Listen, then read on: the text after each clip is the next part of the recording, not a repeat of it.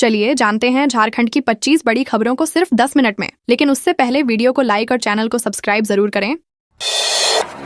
कोडरमा घाटी में दुर्घटनाग्रस्त हुई स्कूली बस। कोडरमा जिले की 9वां माइल घाटी में जवाहर नवोदय विद्यालय की छात्राओं को लेकर जा रही एक स्कूली बस शनिवार सुबह दुर्घटनाग्रस्त हो गई। बस एजुकेशनल टूर के लिए राजगीर जा रही थी, तभी एक ट्रक को ओवरटेक करते समय बस उसके पिछले हिस्से से टकरा गई और संतुलन खोकर सड़क किनारे खाई में जा गिरी। हादसे में करीब 2 दर्जन छात्राएं और बस चालक घायल हुए हैं। प्राचार्य अमिताभ कुमार ने बताया कि बस में 11वीं कक्षा की 75 छात्राएं सवार थीं। सभी घायलों का इलाज स्थानीय अस्पताल में कराया जा रहा है।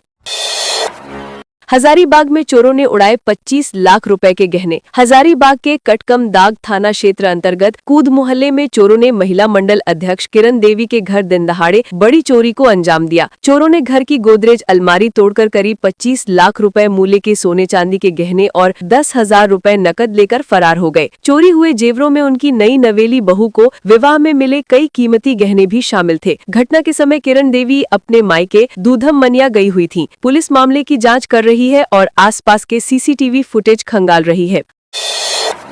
हाईवा की चपेट में आने से युवक की हुई मौत। धनबाद के झरिया सिंदरी मुख्य मार्ग पर नूनू डी मोड़ के पास कोयला लदा तेज रफ्तार हाईवा एक बाइक में टकरा गया, जिससे बाइक सवार 30 वर्षीय हैदर अली उर्फ मोनू अंसारी की मौके पर मौत हो गई। बाइक पर सवारी करने व्यक्ति गंभीर रूप से घायल हुआ है। प्रत्यक्षदर्शियों के अनुसार मोनू अपने घर लौट रहा था, तभी पीछे से आ रहे हाईवा ने अचानक बाइक को जोरदार टक्कर मार दी, जिससे वह वाहन के पहियों के नीचे आ गया। पुलिस ने शव को पोस्टमार्टम के लिए भेजकर मामले की जाँच शुरू कर दी है। गुमला में सामूहिक दुष्कर्म के 5 आरोपी गिरफ्तार। गुमला जिले के घाघरा थाना क्षेत्र में 11 नवंबर की रात हुई सामूहिक दुष्कर्म की घटना के मामले में पुलिस ने 5 आरोपियों को गिरफ्तार कर जेल भेज दिया है। थानेदार पुनीत कुमार मिंच ने बताया कि पीड़िता का जेठ अपने 4 दोस्तों के साथ शराब पीकर घर पहुंचा था। उसने पीछे का दरवाजा धकेलकर घर में प्रवेश किया और साथियों के साथ मिलकर वारदात को अंजाम दिया। उस समय घर में पीड़िता की बूढ़ी सास और 3 वर्ष का बेटा भी मौजूद था। पुलिस ने पीड़िता का बयान दर्ज कर आगे की जाँच तेज कर दी है। राज्यपाल संतोष कुमार गंगवार पहुंचे बोकारो। बोकारो स्थित डीपीएस विद्यालय के वार्षिकोत्सव नक्षत्र में झारखंड के राज्यपाल संतोष कुमार गंगवार बतौर मुख्य अतिथि शामिल हुए। कार्यक्रम में शैक्षणिक और सह पाठ्यक्रम गतिविधियों में उत्कृष्ट प्रदर्शन करने वाले 392 मेधावी छात्रों को सम्मानित किया गया। राज्यपाल ने कहा कि झारखंड की युवा पीढ़ी राज्य की सबसे बड़ी शक्ति है और ये प्राकृतिक संसाधनों व सांस्कृतिक धरोहरों के साथ भविष्य में देश का अग्रणी प्रदेश बन सकता है। उन्होंने विद्यार्थियों से नवाचार, अनुशासन और नैतिक नेतृत्व के साथ समाज और राष्ट्र के हित में योगदान देने की अपील की। पुलिस ने सैफी के घर कुर्की जब्ती। धनबाद पुलिस ने कुख्यात प्रिंस खान गिरोह के सदस्य सैफ अब्बास अंसारी उर्फ सैफी के वासेपुर स्थित घर पर कुर्की जब्ती की कार्यवाही की। वह 2022 में दर्ज आर्म्स एक्ट के मामले में लंबे समय से फरार है। न्यायालय के आदेश पर पहुंचे पुलिस दल को घर बंद मिला और अंदर कोई मौजूद नहीं था। इससे पहले भी पुलिस उसके घर पर इश्तेहार चस्पा कर चुकी है, परंतु वह अब तक गिरफ्त से बाहर है। शुक्रवार की कार्यवाही के दौरान मजिस्ट्रेट सावला मिंज भी मौजूद थी। पुलिस अब उसकी शेष संपत्तियों की जब्ती प्रक्रिया आगे बढ़ाएगी। पहाड़ों की बर्फबारी और उत्तरी हवाओं से फिसला पारा। हिमालयी क्षेत्रों में जारी बर्फबारी और उत्तरी हवाओं के कारण झारखंड में सर्दी तेजी से बढ़ गई है। पिछले 24 घंटों में राज्य के 9 जिलों में न्यूनतम तापमान 10 डिग्री सेल्सियस से नीचे दर्ज किया गया। खूंटी सबसे ठंडा रहा, जहां तापमान 60 डिग्री तक पहुंच गया। लगातार गिरते तापमान से सुबह शाम ठिठुरन बढ़ गई है और लोगों की दिनचर्या प्रभावित हो रही है। दिन में धूप निकलने के बावजूद ठंडी हवाओं के कारण गर्माहट महसूस नहीं हो रही है। मौसम वैज्ञानिकों ने अगले कुछ दिनों तक ठंड और बढ़ने की संभावना जताई है। स्थापना दिवस पर सौगात। राज्य स्थापना दिवस की 25वीं वर्षगांठ पर रांची के मोराबादी मैदान से राजधानी को स्मार्ट स्वरूप देने वाली 566 करोड़ रुपए की 14 योजनाओं का शिलान्यास किया जाएगा। इन योजनाओं में सड़कों का सौंदर्यीकरण, 6 लेन मार्ग, dedicated cycle track, bus terminal का जीर्णोद्वार और एयरपोर्ट से शाहजहां चौक तक नई सड़क व्यवस्था का विकास शामिल है। साथ ही धुरवा स्थित स्मार्ट सिटी क्षेत्र में इको, कम्युनिटी और रिक्रिएशनल पार्क निर्माण की नींव रखी जाएगी। ये परियोजनाएं अगले 2 वर्षों में शहर के सभी जोन को आधुनिक स्वरूप देने में महत्वपूर्ण भूमिका निभाएंगी।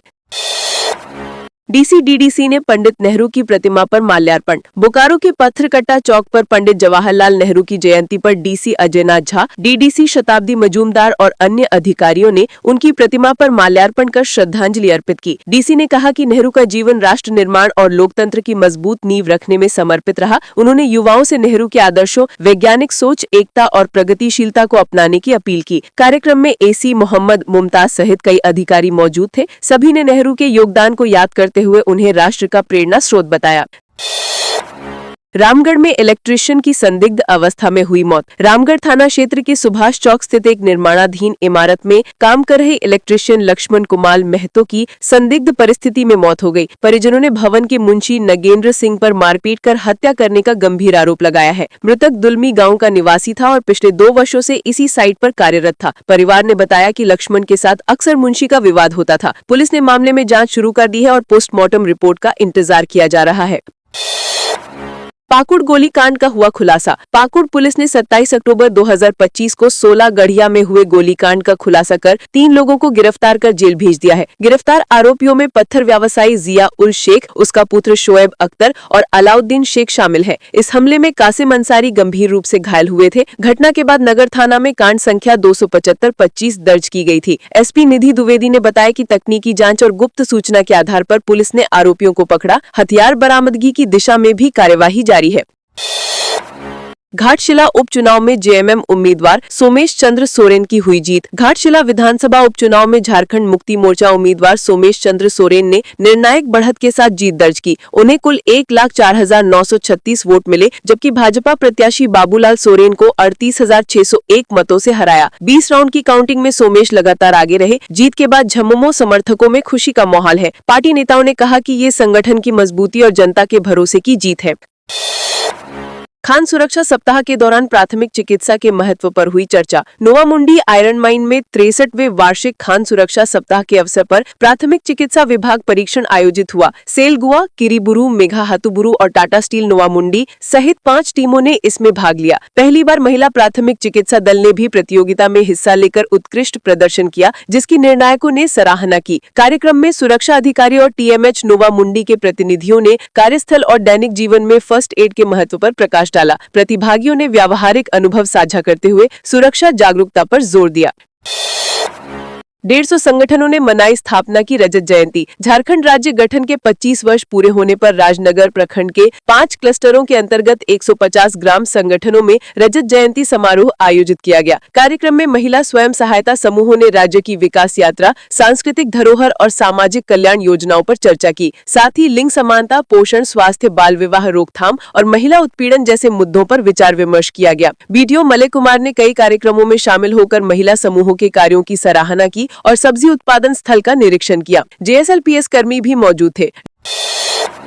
डाक विभाग में अब घर से होगी पार्सल की बुकिंग। डाक विभाग ने डिजिटल अपग्रेड के साथ नई सुविधा शुरू करते हुए डाक सेवा 2.0 ऐप लॉन्च किया है, जिसके जरिए अब घर बैठे पार्सल और रजिस्ट्री की बुकिंग की जा सकेगी। कोल्हान के 727 डाकघर, 60 उप डाकघर और 646 ग्रामीण डाकघर इस प्रणाली से जुड़ चुके हैं। पारंपरिक सेवाओं को भी डिजिटल प्लेटफॉर्म पर जोड़ दिया गया है। पहले चिट्ठी पत्र और पार्सल की ट्रैकिंग कठिन थी, लेकिन नई तकनीक से ये पूरी तरह संभव होगा। विभाग का लक्ष्य ग्रामीण क्षेत्रों तक तेज और पारदर्शी डाक सेवाएं पहुंचाना है। आदर्श विद्या मंदिर चास में बाल मेला का हुआ आयोजन। बाल दिवस के अवसर पर आदर्श विद्या मंदिर चास में भव्य बाल मेले का आयोजन किया गया। उद्घाटन अशोक जगनानी और समाजसेवी डॉक्टर रतन केजरीवाल ने दीप प्रज्वलित कर किया। मेले में विविध व्यंजनों के स्टॉल लगाए गए, जिनका बच्चों और अभिभावकों ने आनंद लिया। मुख्य आकर्षणों में बुक स्टॉल, कला प्रदर्शनी और म्यूजिक कॉर्नर शामिल थे। पूरे कार्यक्रम में बच्चों ने उत्साहपूर्वक भाग लिया। विद्यालय के प्राचार्य रंजीत कुमार और वरिष्ठ शिक्षिका सुमन आदित्य ने बच्चों का मनोबल बढ़ाया और ऐसी गतिविधियों को उनके सर्वांगीण विकास के लिए महत्वपूर्ण बताया।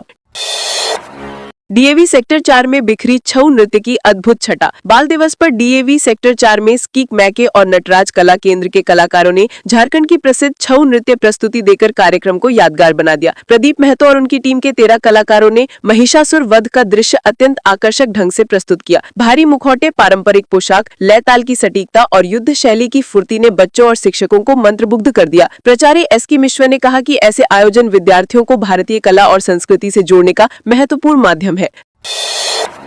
राज्य स्तरीय कुश्ती प्रतियोगिता के लिए 22 सदस्यीय टीम रवाना। हरिहरगंज पलामू में आयोजित 26वीं राज्य स्तरीय महिला एवं पुरुष कुश्ती प्रतियोगिता में भाग लेने के लिए बोकारो की 22 सदस्यीय टीम को जिला कुश्ती संघ अध्यक्ष धर्मवीर सिंह ने रवाना किया। उन्होंने खिलाड़ियों को शुभकामनाएं देते हुए कहा कि बोकारो के पहलवान प्रतिभाशाली हैं और इस बार भी ओवरऑल चैंपियन बनने की क्षमता रखते हैं। टीम में फ्री स्टाइल और ग्रीको रोमन दोनों वर्गों के खिलाड़ी शामिल हैं। अध्यक्ष ने कहा कि बेहतर प्रशिक्षण और संसाधन मिलने पर खिलाड़ी राष्ट्रीय और अंतर्राष्ट्रीय प्रतियोगिताओं में जिले का नाम रोशन करेंगे।